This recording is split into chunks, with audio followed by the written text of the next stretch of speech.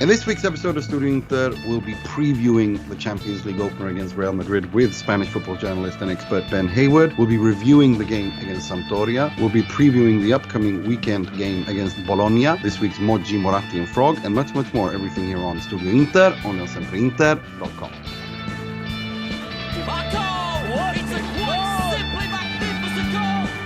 Right there where the sun doesn't shine there, absolutely not. Mamma mia che roba! Mamma mia che roba, bravo!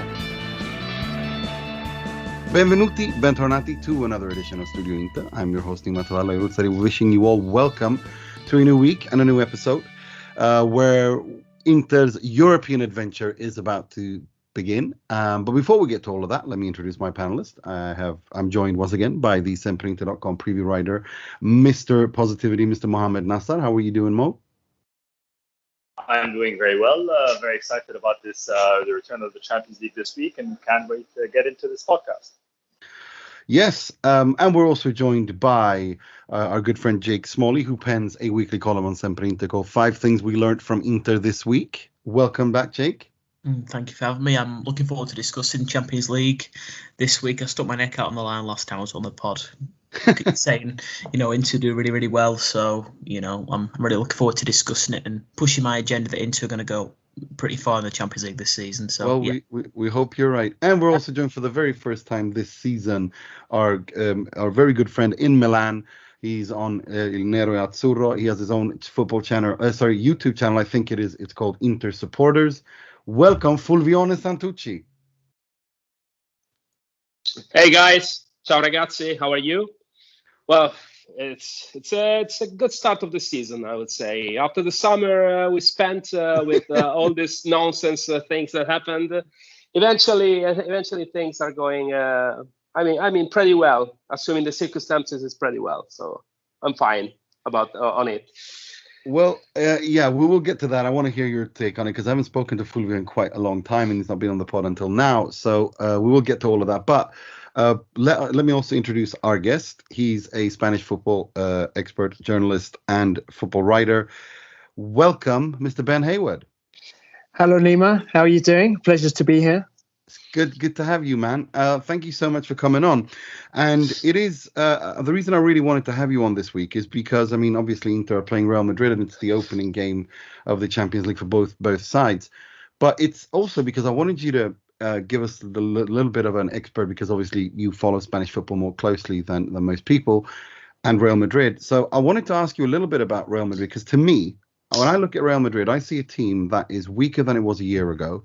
I see a team that is in a bit of a transitional phase, that some of its best players are a little bit past their best. The young players are yet to reach that level where they need to be to make Real once what we used to it being, a team that dominates not just in Spain but also in Europe.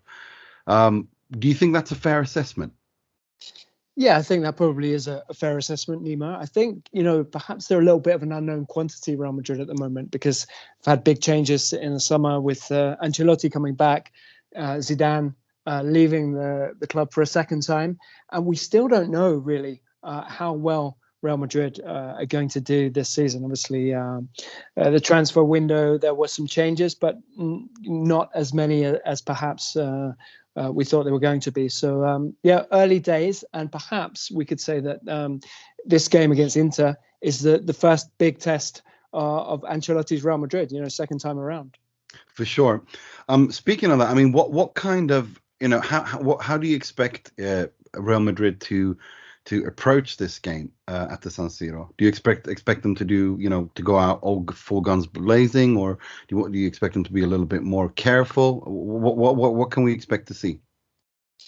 Well, I think they've had some problems in the opening games under Ancelotti. It's true that he hasn't been able to field his first choice defense so far due to injuries and absences. Don't forget they're also missing. They're also learning to adapt without Sergio Ramos and without Rafael Varane. They're 2 first-choice centre-backs, the heart of that team that won the 3 Champions Leagues in a row. Both players left in the summer. So it's a new era for Real Madrid, not just on the dugout, but also the defence is very different. So Yeah, I think Ancelotti still has a couple of players missing.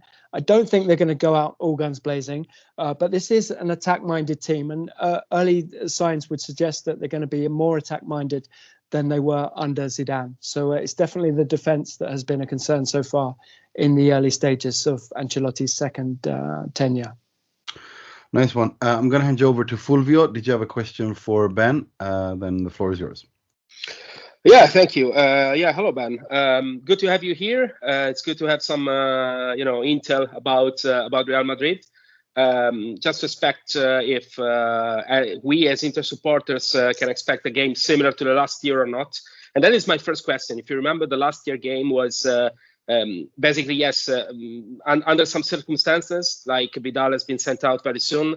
But actually, Real Madrid just took the ball at the first minute and never left it. Some sort of tiki-taka that at the end of the day was 2-0, if I remember correctly, and it was a very unilateral game. I would like to ask you as a first question if you expect something like that, or if you think that Inter with the change in the coaching will be different as opponent. And the second question that I want to ask you, I'm a little bit baffled about the starting lineup of the Real Madrid, what in Spain is called once de gala. So the 11 players. It's not clear to me how is Gareth Bale still into it, or is Vinicius going to have some opportunity in that precise part of the pitch?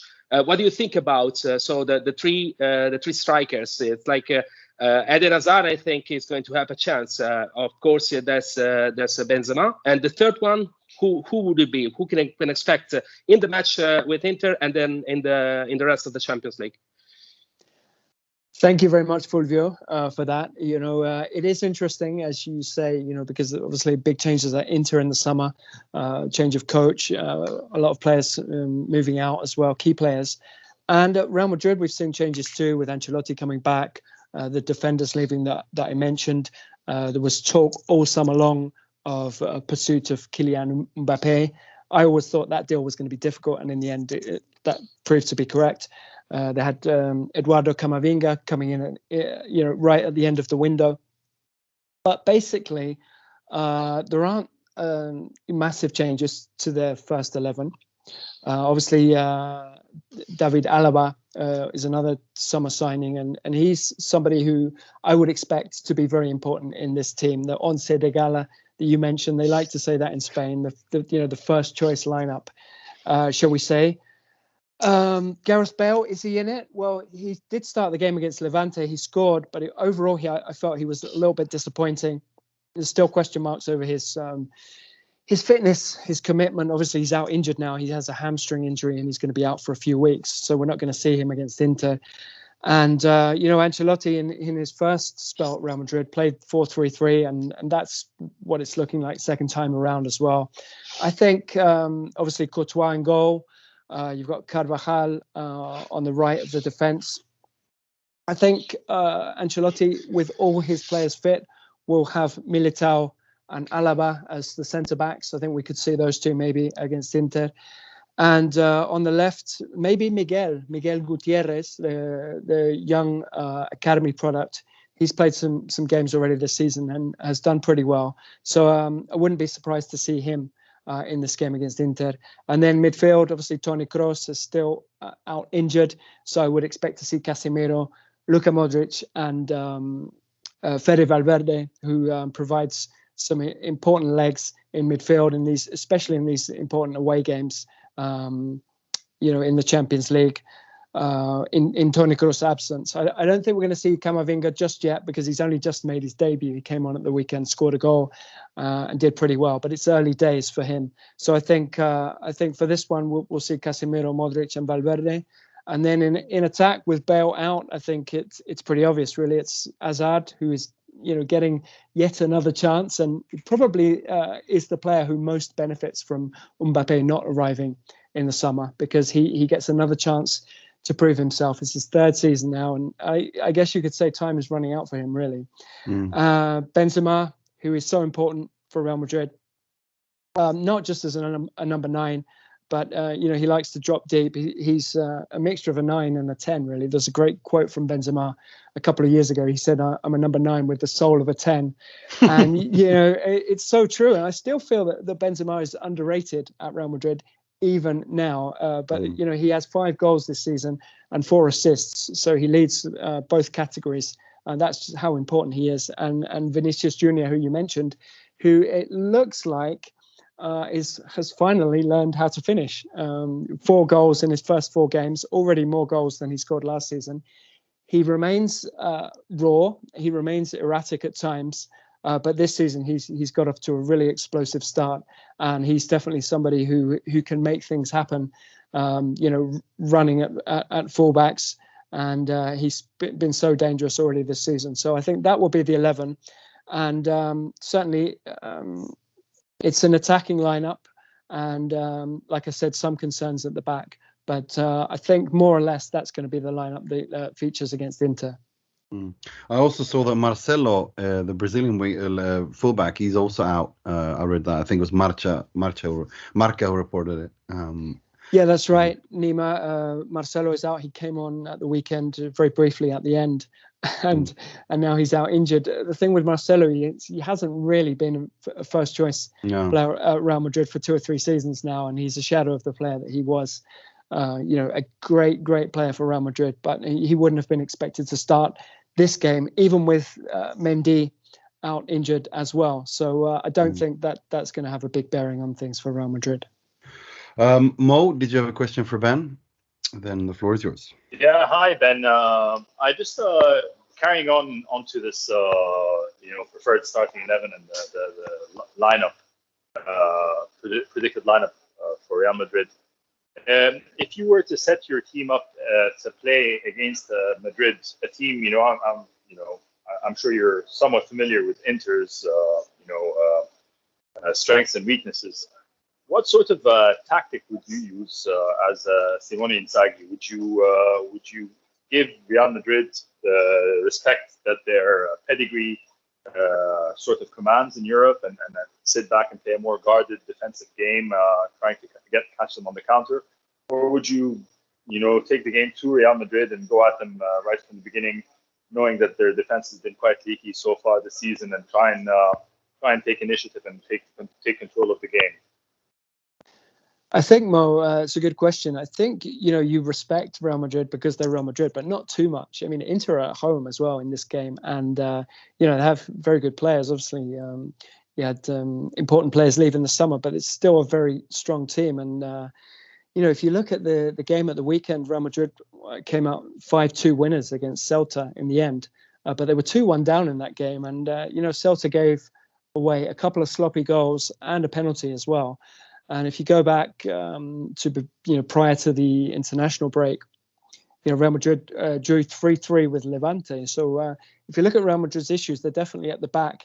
They can be exposed, and so there are spaces to exploit in the defense. So don't show Real Madrid too much respect. I do feel like Inter have the weapons to be able to score goals and to be able to hurt them. So take the game to them. I feel that Real Madrid will have more of the possession, but you've got Luka Modric in midfield. He's still a wonderful player, but 36 years old. He's not going to be able to cover that ground to get back. So there will be spaces for Inter to exploit, and they can definitely hurt Real Madrid on the counter attack. Absolutely. Jake, did you have a question for Ben? The floor is yours. Yeah, I'm just interested in sort of trying to work out what Real Madrid's ambitions are.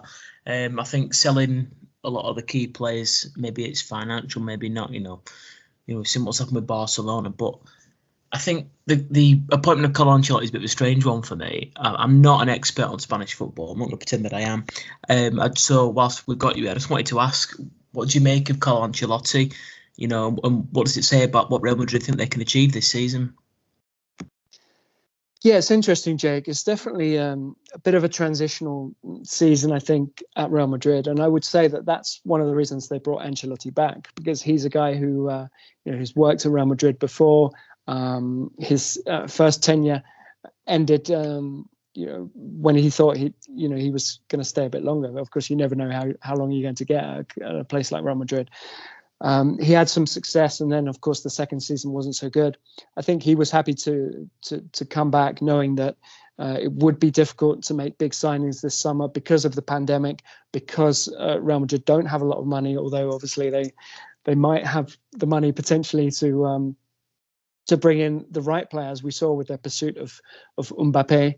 And so, yeah, I think it's interesting they brought back Ancelotti. I think it's a safe option amid something of a transitional time at the club. And I would compare it a little bit to Barca bringing in Ronald Koeman.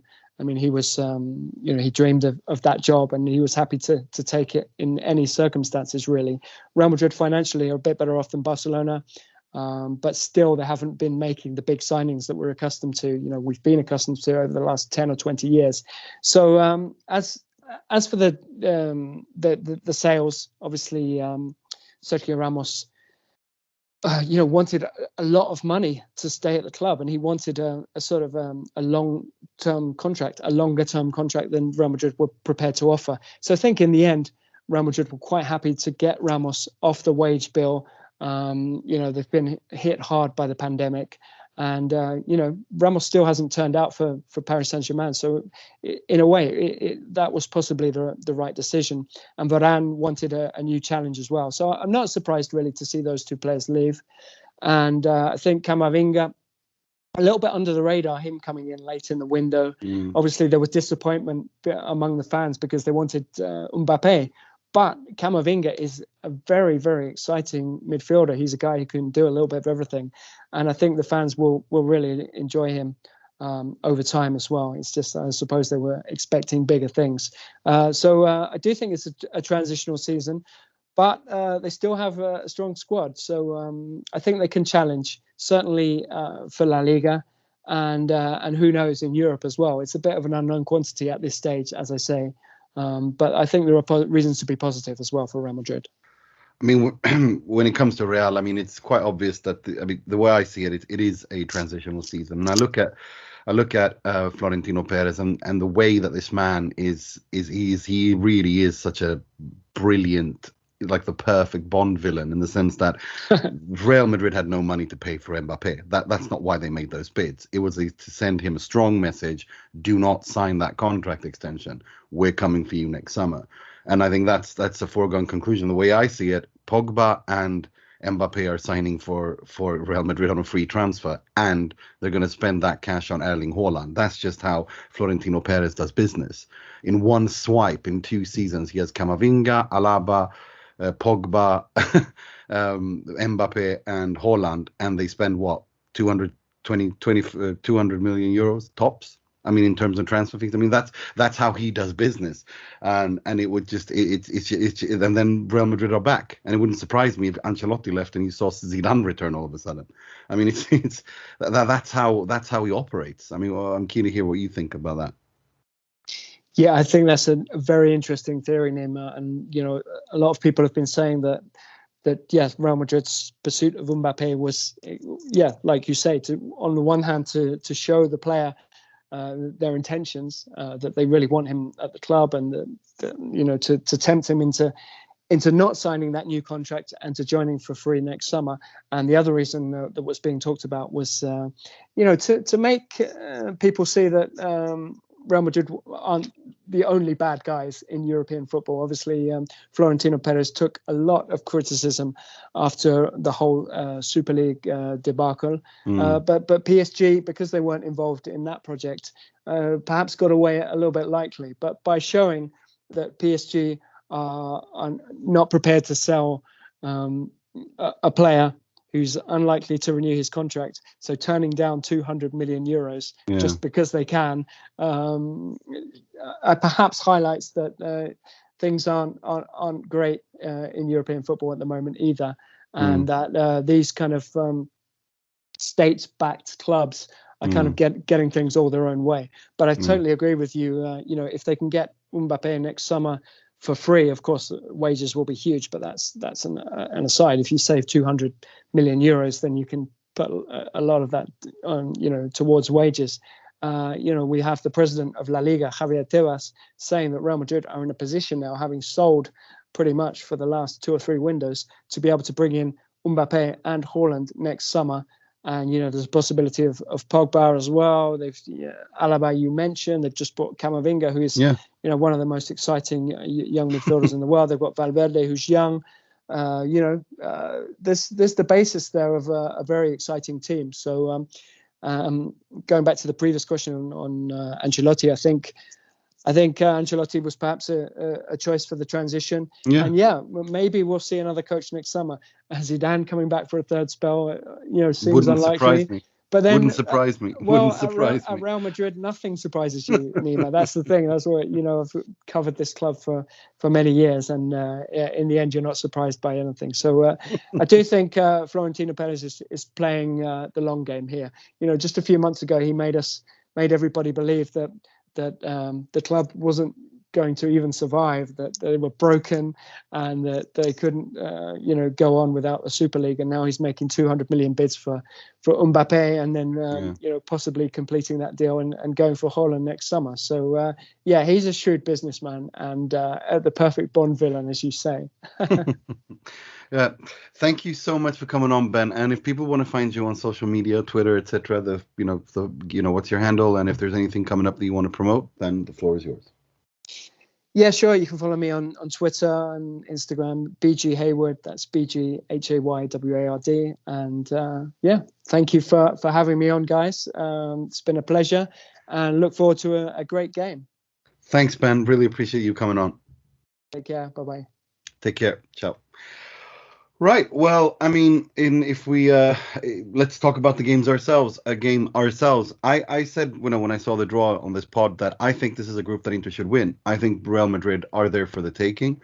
I think Shakhtar are not what they used to be, and Sheriff Tiraspol. I mean, it's an interesting story, but 6 points, anything less than 6 points in that game, and it's I'm truly disappointed. I really think that Real Madrid are there for the taking, and I think that this is a team that suits Simone Inzaghi's football and Inzaghi's Inter really well.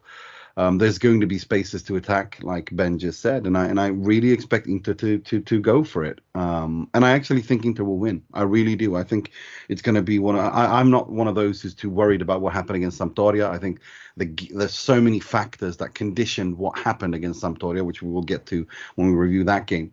But no, personally, I'm saying 3-1. I'm thinking Inter going to blow Real Madrid away. I really think so. I've never been that confident. You know me. I'm not neither positivity or negativity.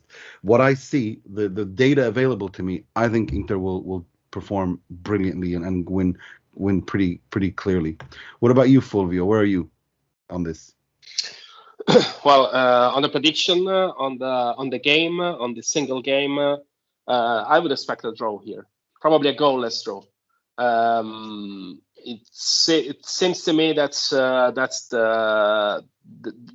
would be the most realistic expectation that I have, and that because both teams are changing, both teams are not completely sure about themselves. Both teams know that they are the most valued team in the group. So at the end of the day, I don't know if they really want to approach this game with obsession to win this game. I would go for a draw, and probably goalless. I would expect a goalless draw.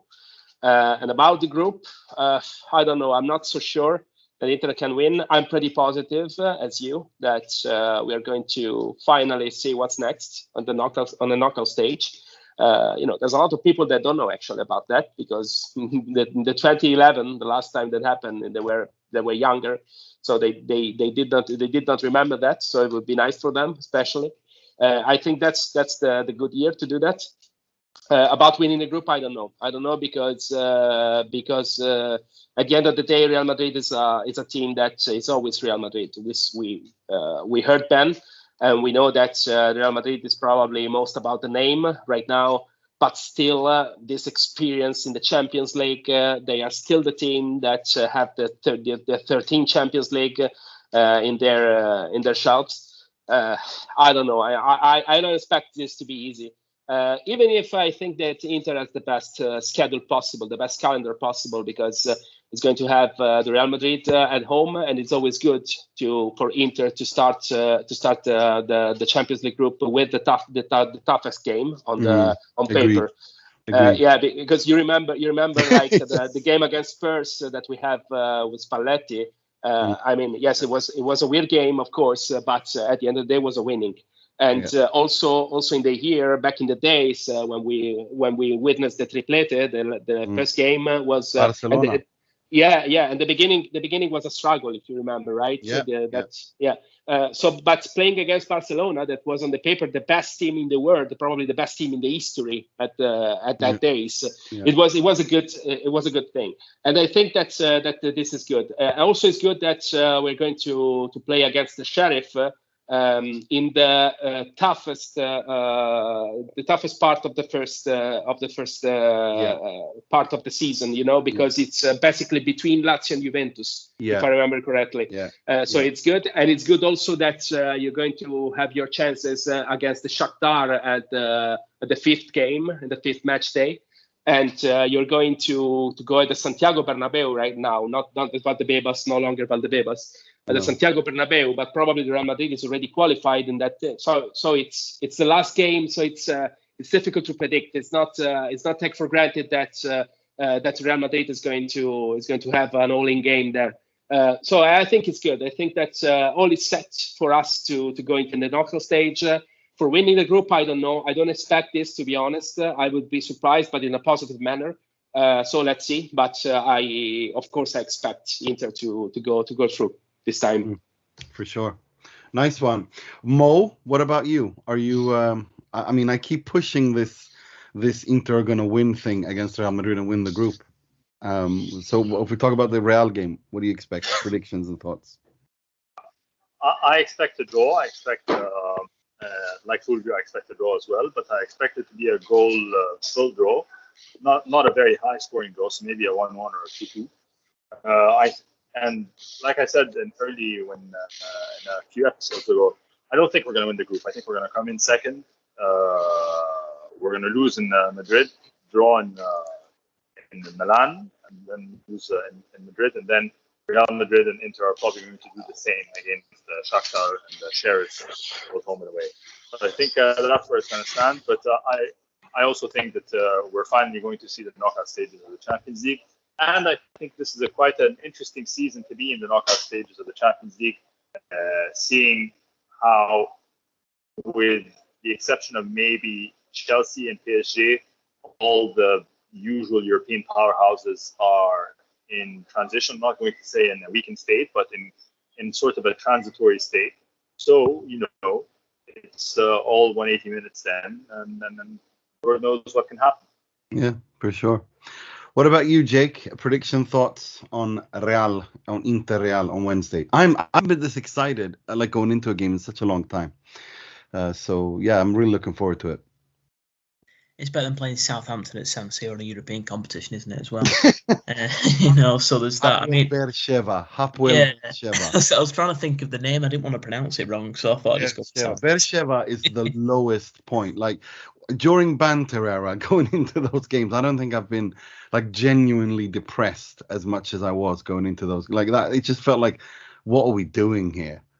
We lost both games. Brilliant. Yeah. No, but playing Brentford is a bit different. It's a bit of a spectacle, isn't it? I'm fully behind what you're saying. I think that they couldn't really have picked a better time to play Real Madrid. I think that given they're in such a transitional phase, I put Inter as favourites to win the group. I really do. I think playing them at home first gives Inter a real advantage as well. I think 3 points in that game. Inter then have got a fair few match days until they meet them again as well, which is important in games that, are a little bit more straightforward. Like you've mentioned, Sheriff should be 6 points out of 6. I'd back most teams in the competition to get 6 out of 6 against them. And then into Shakhtar for me. After last season, I thought Shakhtar, did the dirty a little bit, and the way they celebrated as well was a little bit sort of out of order, celebrating such mediocrity. But I think it's going to be an interesting one. I won't like to call the game too much, I think Inter will be the favourites in my book, but I think I'm going a bit more toward the draw the more and more I think about it, just because I think Real Madrid will be quite cagey. I think Real Madrid will settle for a draw. I think that bit of experience behind some of their players will sort of play into it, into a bit more naive. So I think on the face of the game, I think it'll probably be a draw, but I definitely think Inter will go through this year. I don't think there's any doubt in that. And hopefully they can finish top of that group, and that might mean that they get a more straightforward draw too. So, yeah, I mean, fair enough. No, I still think I still think that Inter are going to win 3-1, and I think that Inter it's going to be. I think Correa and Lautaro are starting together. I think Dumfries is starting, and I think Tucu and Lautaro and Çalhanoğlu will score, and I think Camavinga will come in and score for Real Madrid.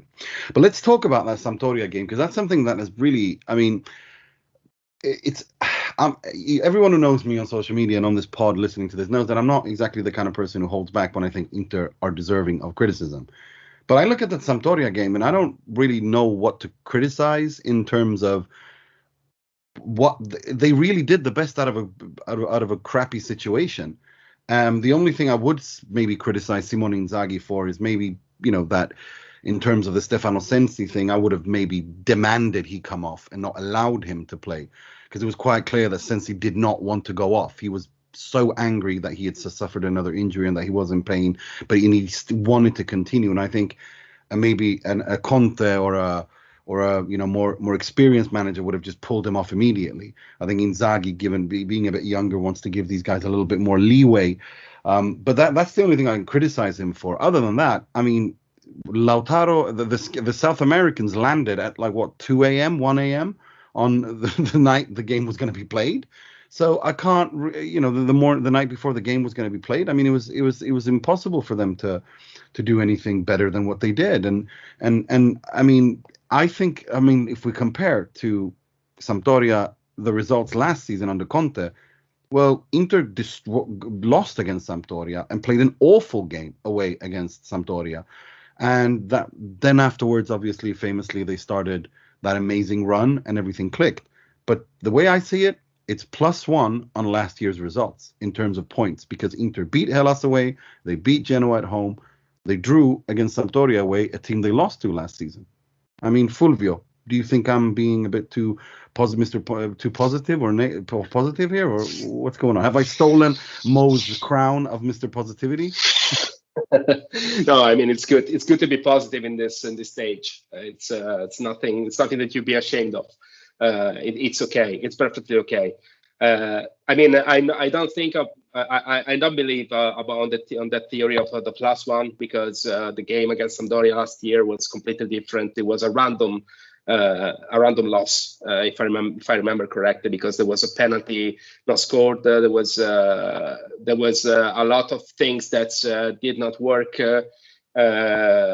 but it was different. I think that it's something that you should expect, because Inter is not playing by the book, and we were used to this.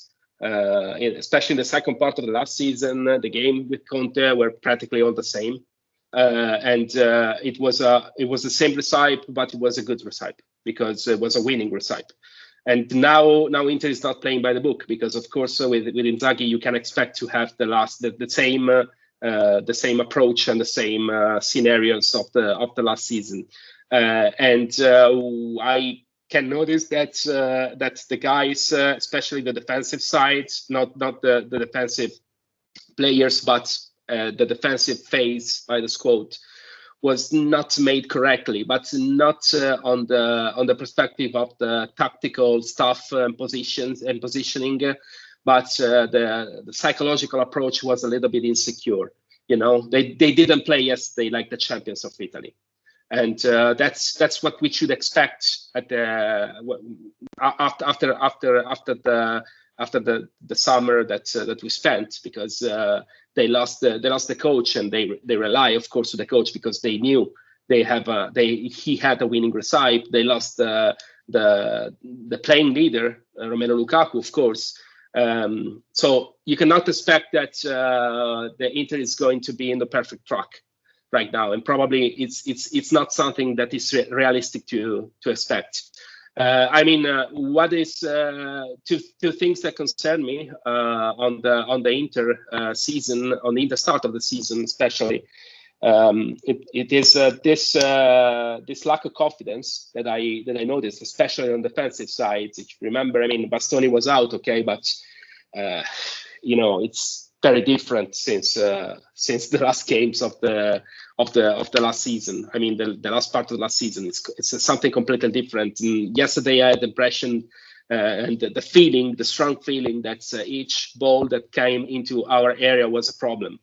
And that is something that I didn't feel in the last part of the last season.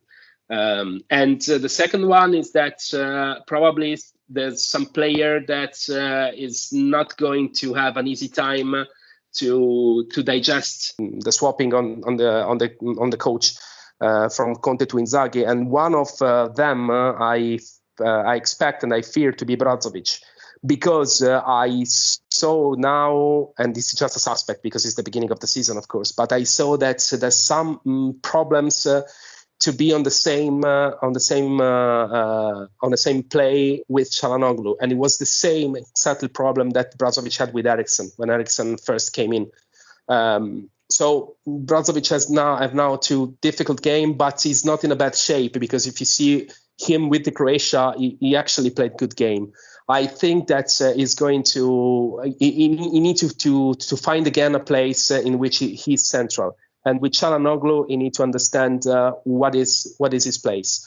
So that's what I fear. I feel that some players can actually need to getting used again to their role on Inter since Conte is gone. But on the other side, there's a lot of good stuff. And as you recall, there was a lot of alibis.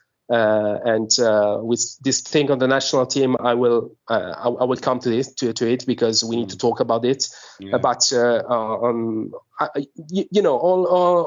considered, it's just a draw game on a difficult field like Sampdoria's one. So it's not something that should really concern us. We just need to see if there's a path on it, and especially when it comes to the lack of confidence and a little bit struggling in finding a balance. Inter found the perfect balance last season along the way, and now they need to refine it again. Absolutely. Agreed 100%. I think that's an interesting point on the Çalhanoğlu Brozovic thing, because I think they will have a little bit of they are struggling a little bit to work together, but I think but to that point I want to say it looks better than it did when Brozovic and Eriksen played together. They just couldn't play together in the beginning. It looked horrible, but here it actually looks pretty okay. But yeah, we'll see. It is. Barella, for example, made so many mistakes that we usually don't see him do, and I still think that's got to do more with that he was exhausted playing so many games in such a short periods of time, and the traveling and all that stuff. So no, I agree with you overall. I compare, I think over 38 games, and that's why I compare game by game, like on last season. It's like over 38 games. I compare where they are plus the results to what ended to be a great season. And Inter are +1 on last season, 1 point more than they did when playing these three fixtures against Hellas, Genoa, and Sampdoria. And let's give respect to Sampdoria, or a good team. D'Aversa plays good football, and this is a good. Damsgaard I thought was excellent. No, I think Inter. I'm not too worried. What about you, Mo? What do you take away? What's the biggest takeaway for you from this game? Yeah, I don't know how much we can really take away from this game. I remain very optimistic, but I keep getting this and again, my optimism was built on the fact that I understand that the team took a step backwards, but I don't think our competitors took enough of a step forward. So despite Milan and Roma and Napoli, for that matter, doing well so far, I don't know if they have the legs to continue a season, especially seeing that they all have European commitments this year. So this is the reason why I think Inter are going to do well. But from an Inter-centric perspective, my worry is I don't know if this perceived lack of control in the game, and we spoke about control last season so many times we spoke about control. Conte's Inter, regardless of the results, would more often than not control the game, control the pace, control where the match was being played. They would impose their tactics, even if their tactics were sitting back and defending and soaking pressure and then countering attack. It always felt like they were in control, regardless of the result. What I fear happened against Sampdoria twice, letting a lead slip away, is a lack of control. And Dimarco's goal, regardless of how amazing it was from a set play that had been, sure, it was early minutes in the game, but it had been mostly against the run of play. Now, we know that, quite well spotted, the incongruence between Çalhanoğlu and Brozovic, and we know that this was something that happened earlier with Eriksson, like you guys both, you and Fulvio pointed out. But does Inzaghi have the obsessiveness, the obsession, the strength of character, the whatever, to find the solution? Spalletti was a nutcase. Spalletti found solutions. He was obsessive. He was insane. Regardless what you thought of his teams, and I'm not comparing Inzaghi or Conte to Spalletti. I think each of them is a manager, in their own right. But what I'm talking about is this obsessiveness and obsession towards a certain type of play and a certain ethos. My worry is that Inzaghi and his words after the game were, we played well, I'm proud of the performance, we shouldn't let go of leads, but they were 2 goals conceded in extraordinary fashion. Again, all of it true, but I want more of a great white shark at the helm. And we've always spoken about cynical managers being a good suit, being a good match for Inter.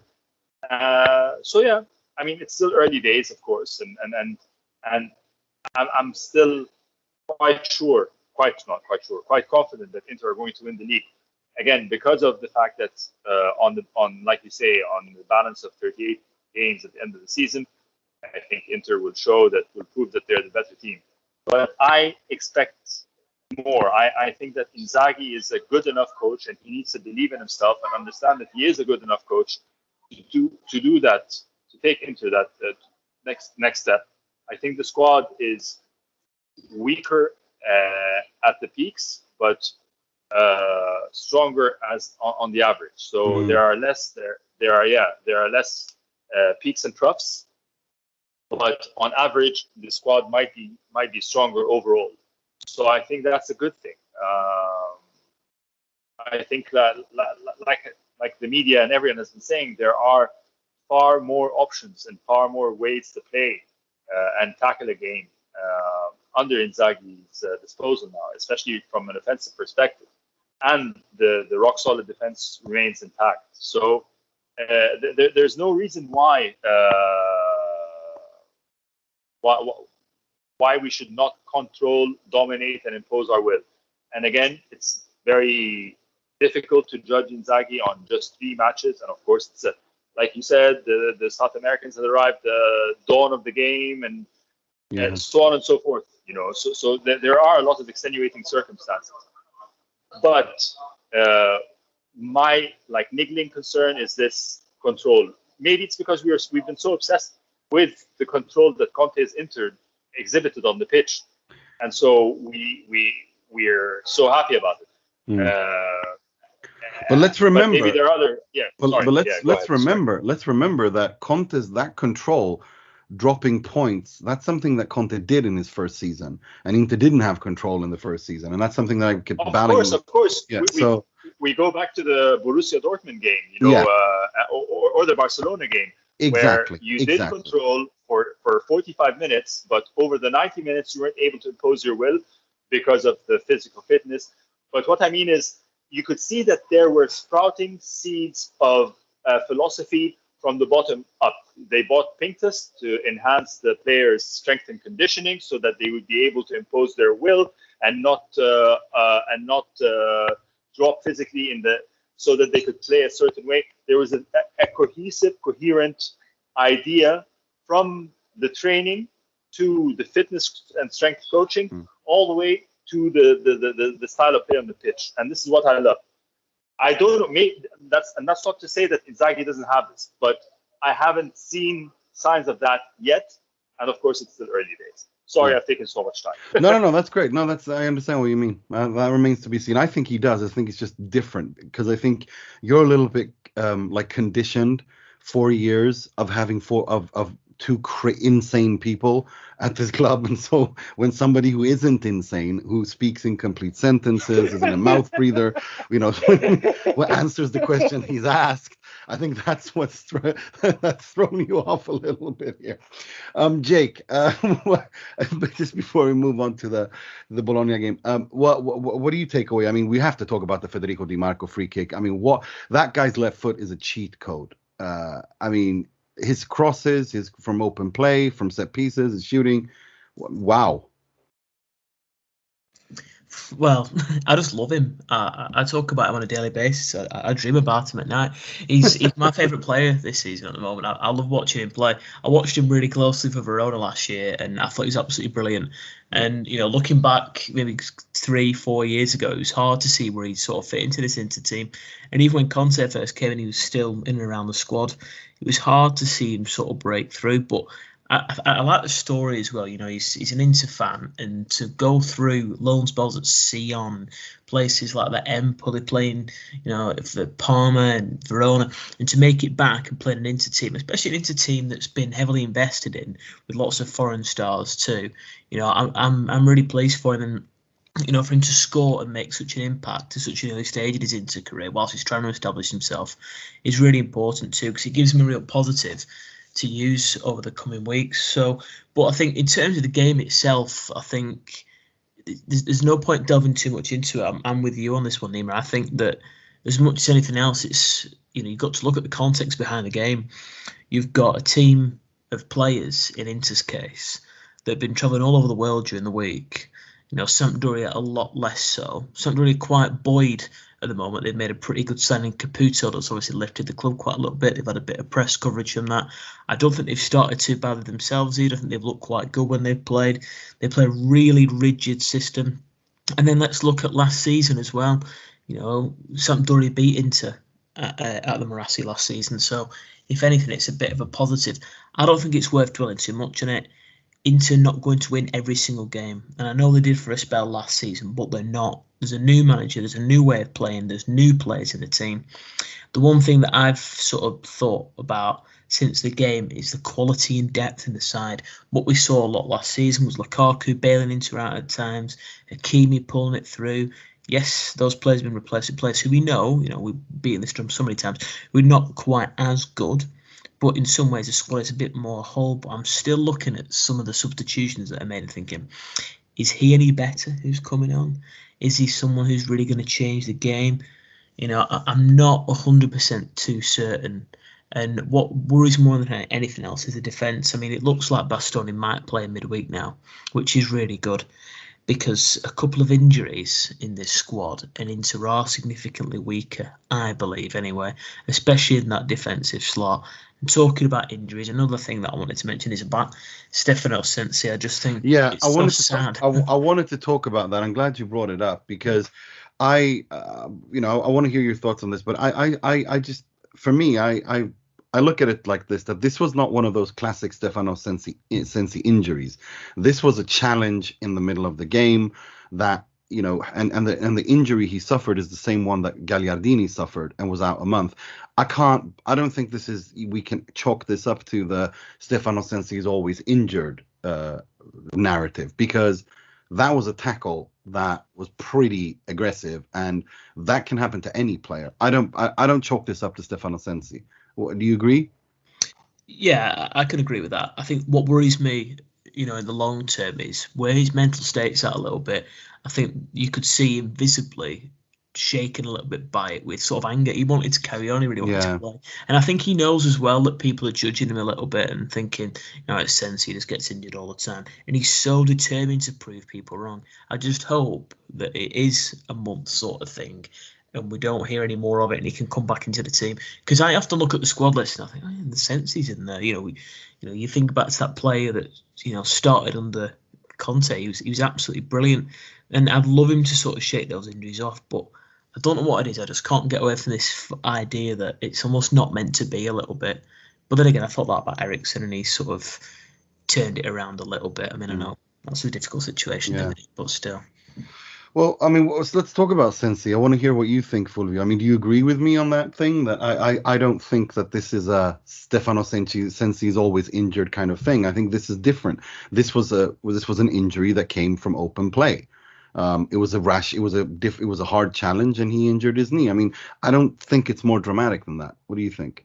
I partially agree with you, Nima, because for me it's end of story, but not since yesterday, since a long time. I mean, regardless of the circumstances, the guy is not physically capable to play football at this level. I mean, let's be honest, guys. It was not an aggressive tackle. I mean, it was a tackle that could happen, and I see actually happen like 9, 10, or 1,000 times in every Champions League or Premier League game, especially. It's not Sensi's fault in this case. I mean, I think I'm pretty convinced that Sensi is terrorized by the injuries right now. So his approach to this kind of tackles is different. It's different. Let's think about the history of the injury. That he is now a player that every time that comes into the pitch, even if he doesn't want, but he actually had this voice in mind that say, "Hey, this could be the day in which you're gonna to be injured again." And this happens. This happens also with I expect with Arkadiusz Milik or Nicola Zaniolo. It's the same. It's the same thing. Yeah. I mean, it's probably not his fault, and actually, I don't want to blame him, even though I did it actually, but it was during the game, and I was in a sort of a trance. I don't want to blame him. You don't have to explain yourself. We all. Yeah, but no one's gonna come back and accuse you for saying things you don't mean. I don't want to be inconsistent here, but really, it's probably not his fault right now, but it's compromised. It's physically compromised, and we know about that, but it's mentally compromised as well, and that is the proof. That is the proof because. It was not a friendly game. I mean, it was an official game in which the team was struggling. It was a draw, and you are there to create some chances. And the first tackle, you go out with no substitution left, and the team is in 10, and the risk of loss is going to be increased. I mean, you cannot rely on a player like that. Even if it's something that could happen or not happen, that tackle, I mean, but it's going to happen because this is football, guys. Let's be honest here. Let's talk frankly. This is football, and it needs to happen.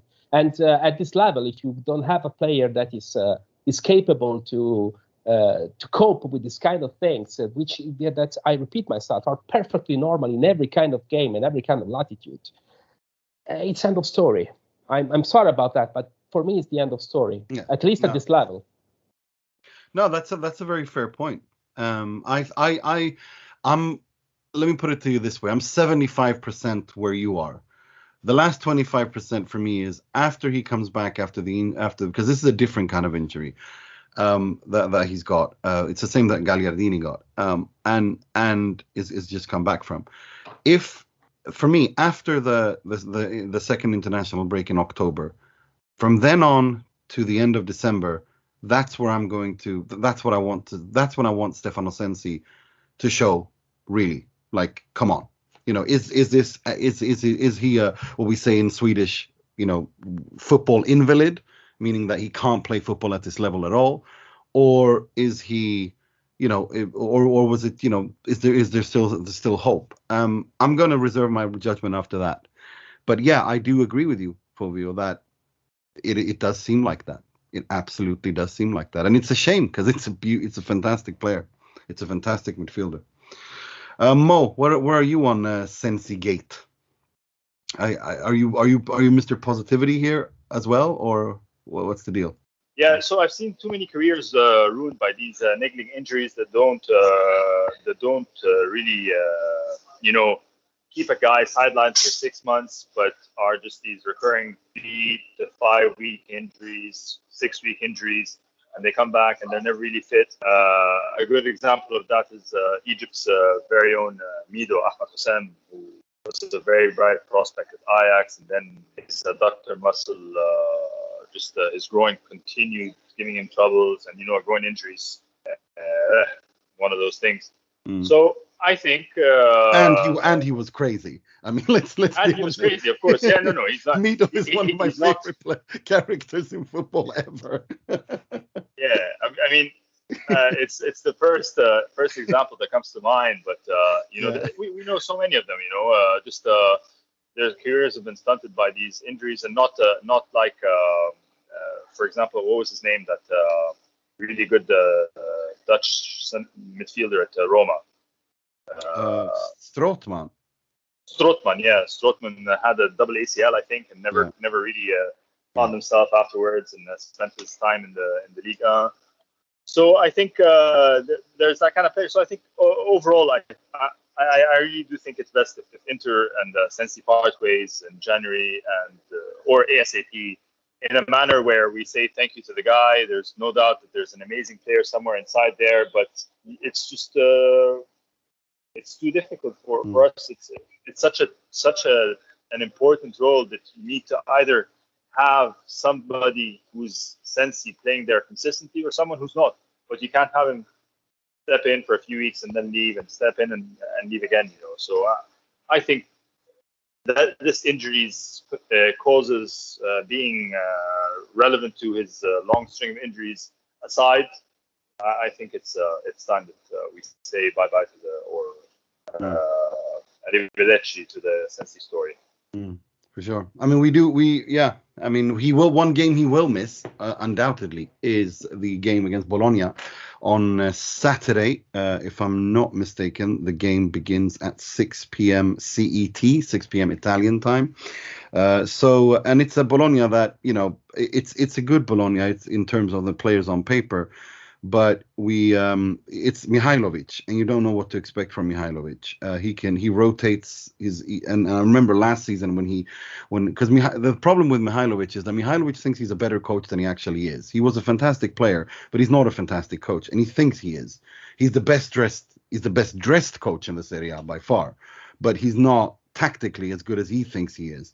And I remember the game when going into the game against Inter, where he decided to play a 3-back-3, and it was leaked in the media, and he started talking about, I'm going to find the mole who leaked this, and in the media, in the squad, and I'm going to drown them, and all that nonsense. And it's just, it's a bit of a sideshow.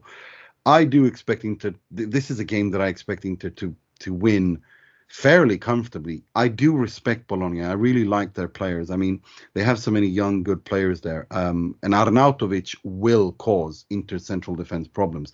We saw in the Euros, the guy is strong in the air, and he can hold his own against all defenders. So he will cause Inter problems. But yeah, no, I expect Inter to get back to winning ways. I don't think Inter can afford to not win this game. So I'm going to go with a 1-0 win, Dzeko.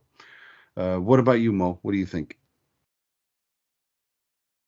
Yeah, this is a game where I'm definitely more optimistic than you. I think, the midweek result, barring of course, everything crossed fingers, toes, the whole lot crossed.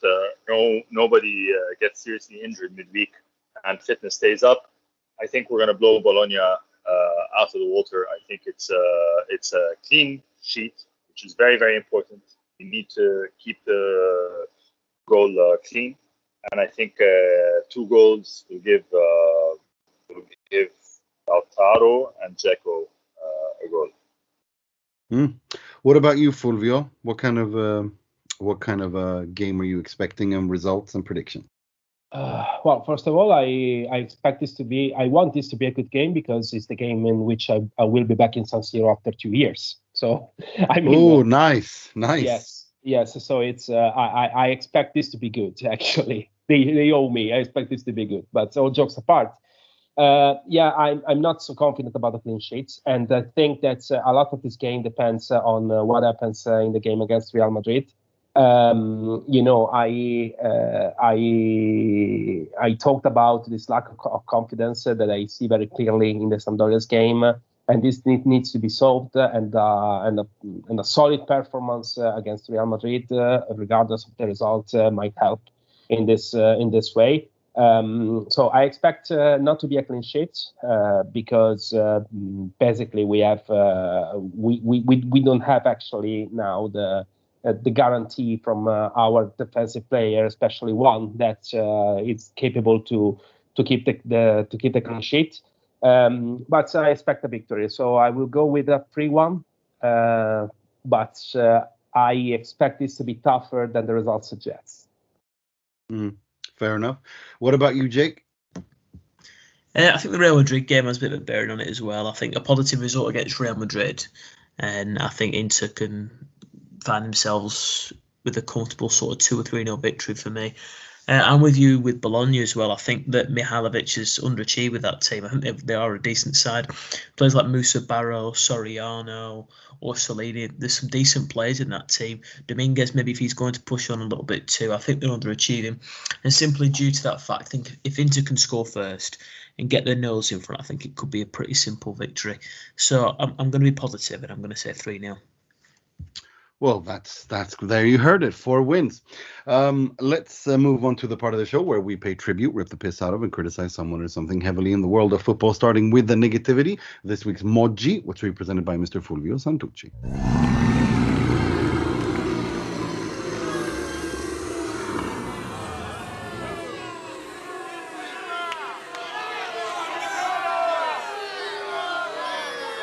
Yeah, thanks, Nima. So I think that we need to address an elephant in the room today. And probably it was an elephant in the room until 2 years ago, but now it's a mountain in the room, and we cannot expect this not to be seen.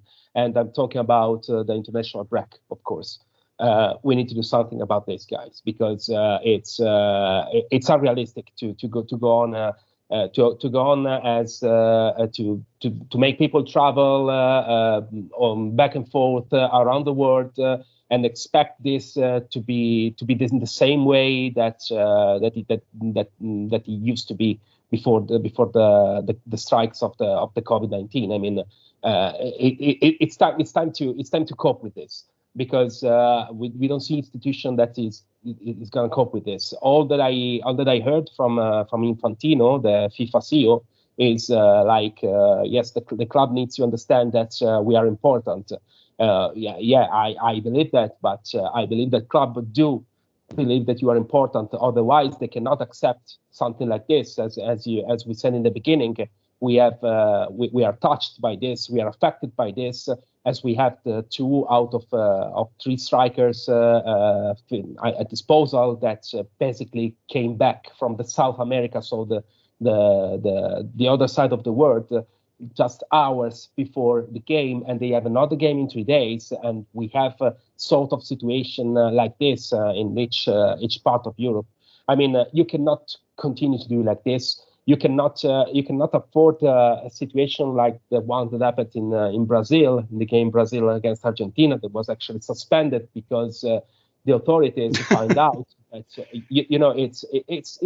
I don't know the word in English to describe this, but it's something that you cannot expect this to happen. I mean, it's a fantasy game right now. It's not going to be real.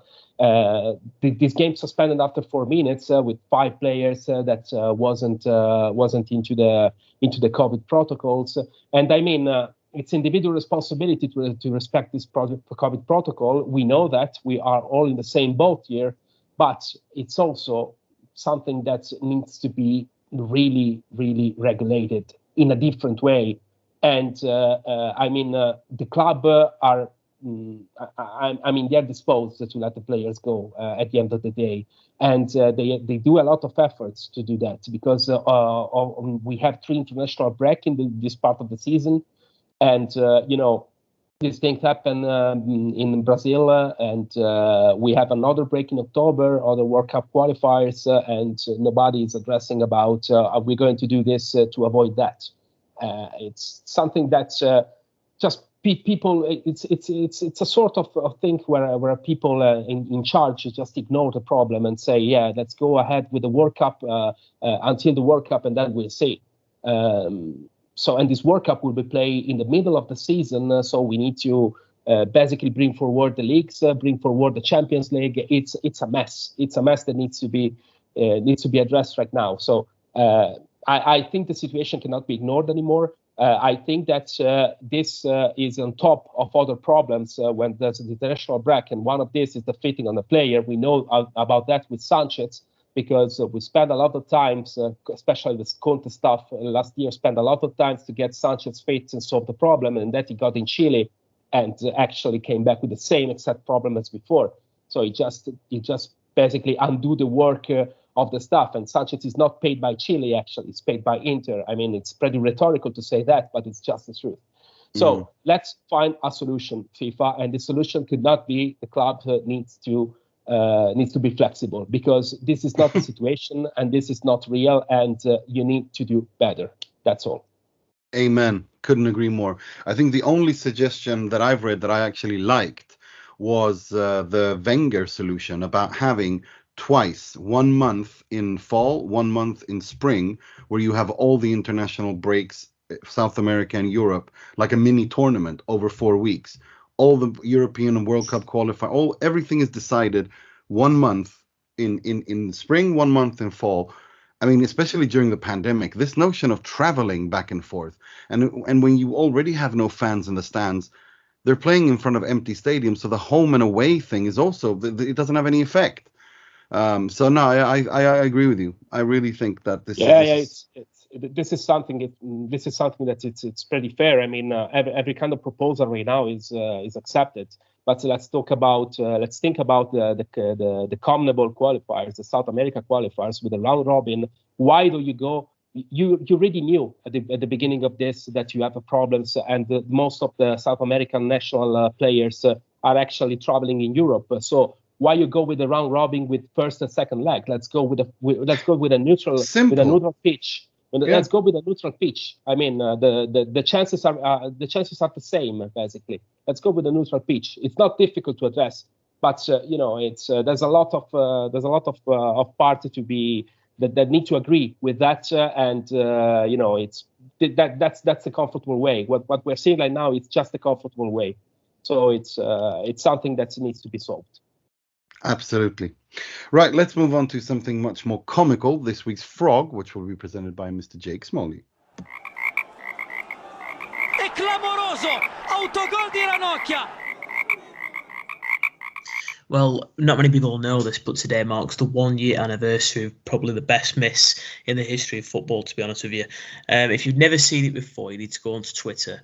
It's doing the rounds at the moment, and I've laughed each time I watched it, to be honest with you. It needs some Benny Hill music in the background to make it totally worthwhile. But in the Belgian top flight last season, KV Oostende played against Mechelen, and you have to watch the full clip to believe it. There's a really random cross into the box. The goalkeeper comes up his line unchallenged, punches it straight to the attacker. He squares it across the box to his teammate, Vrancic. All the way across the box. He's literally on the goal line. He trips over his own foot and bumps into the post. So that made me laugh this week. And also, on that note, you must, if you have Twitter, type into the search bar Scottish tiki-taka. If you want to see the most horrible brand of football, you must look at that. The floor really is lava. I'll repeat that again, Scottish tiki-taka. You will not be disappointed. Just that title, Scottish tiki-taka. And also, it's the same thing. It's on par. That just makes me laugh. It's on par with Jordan Henderson Regista highlights on YouTube. It's the funniest thing ever. Like whoever made that, that compilation video is one of the funniest things I've ever seen in my life. Right. sorry, Yeah. guys. May I add something here, some context here, because probably not everybody know about that when you're gonna find the video. But this is not new actually. This is an oldie. This is from 1 year ago. Yeah, he said it was the 1 year anniversary today. Yeah, exactly. And the best part is that the guy that missed the goal in this comical way, his name is Aster Branks, is one actually of the best prospect in Belgium. And this mistake does not stop Wolfsburg to bring it in the team for this year. So this year is playing in Wolfsburg. So he make a step ahead on this career despite being involved in this error. Yeah, no, it's absolutely. It's the worst thing I've ever. I mean, it's even worse than Gagliardini's against, I think, Sassuolo. Was it Sassuolo where he was alone? I mean, I think I've saved it somewhere, but I think it was Sassuolo when he's like alone. Yeah, I think it was Sassuolo when he hits the crossbar. Yeah, Sassuolo. Yeah, right. Let's move on to something much more positive. This week's Moratti, which we presented by Mr. Mohamed Nassar. He works a lot. He's intelligent and. He surprised people sometimes with his ideas. Not easy to find one person of these qualities. Tough tough choice between Barella's performance overall or Dimarco's goal. But I think this week's Moratti, for me, after a bit of reflection, has to be Dimarco performance and goal. It's been a while since we've seen someone take free kicks like that. So he's my Moratti of the week. Absolutely. I mean, as I said, the guy's left foot is a cheat code. Anyone who follows me on social media and has listened to this pod knows I was in love with this guy. I didn't want Conte to send him away in his first season and go with Cristiano Biraghi, who I also liked and who I also wished really well, but I would have preferred to keep Dimarco. And then Hellas Verona, I think he's been outstanding. And the reason he can also play as he can play as a left wing back or a left winger or wing back or whatever you want to call it, and also as a central defender to the left. He does that really well. And his crosses from open play, from set pieces, his shooting, free kicks, open play. I mean, the guy has his left foot is a cheat code. It's ridiculous. It's absolutely outstanding, and it feels so good that Inter have players who can actually shoot now. Inter set pieces are set. I mean, you can say what you want about Çalhanoğlu, but he can deliver a corner and score from a free kick. No doubt about that. I don't know if you're all aware about that, but Dimarco is actually born and raised in Milan. Yeah, so he played for Inter since he was 5 years old. Yes, it's a local one. I think probably the last player scoring player for Inter, born and raised in Milan, probably was Beppe Bergomi, but really back in the days. So that's a bit of romantic. Oh, I'm glad you said that, because we had a question about that on Twitter a couple of weeks ago, and I knew you'd be the guy to ask. But Cristiano Biraghi, wasn't he born like in Navigli, like the heart of Milan? Like, isn't he raised in Milan? I think I need to check, and I'm going to check on live right now. But I think that it's probably on the yes, it's the place in born is Cernusco sul Naviglio, which is not actually Milan. It is not actually so close to Milan. It's like how can I say? It's like 30 kilometers east of Milan. So yes, it's actually Milan. You can involve this in a greater area of Milan, but it's not the city, And Dimarco is from the city like me, so it's different. Yeah, and I know exactly like you said. Okay, fair enough. It's like being born in Reading or in London. Yeah. I get you. That's a good point. No, I mean, but that's the thing with Dimarco. I mean, he started playing at Inter when he was 5 years old. He came up through the youth ranks. He's been loaned everywhere, and he's an Interista through and through. And it feels good to have I keep banging on about this. Good to have. I really believe that a football club, it feels well and is healthy when it has players that are important that come from that area. And I think with Bastoni, Barella, and Dimarco, especially Dimarco, I mean, that's, we used to be spoiled with that with Zenga and Bergomi and all that. But now, and Milan had Maldini and Baresi, etc. But now, you have, this is different. So I think it's really important. I think it's really important to have that local connection. Right, that's all we had time for this week. I'd like to thank Ben. Be sure to check Ben Hayward out on Twitter. I'd like to thank you, Fulvio. It's good to have you back. Don't be a stranger. Yeah, of course, as usual. Thank you very much. Thank you. And Mr. Mohamed Nassar. It's been a great episode. Thank you very much for having me back on. And 6 points. Mr. Jake Smalley. It's been a pleasure. Thanks very much for having me once again. And I'm really looking forward to the Real Madrid game, and let's hope that we're right, Nima. Absolutely. And until next week, I'm your host, Nima Tavallaey, wishing you a good week. Stay safe, listen to your authorities, take care of each other. 6 points, and sempre e solo Forza Inter.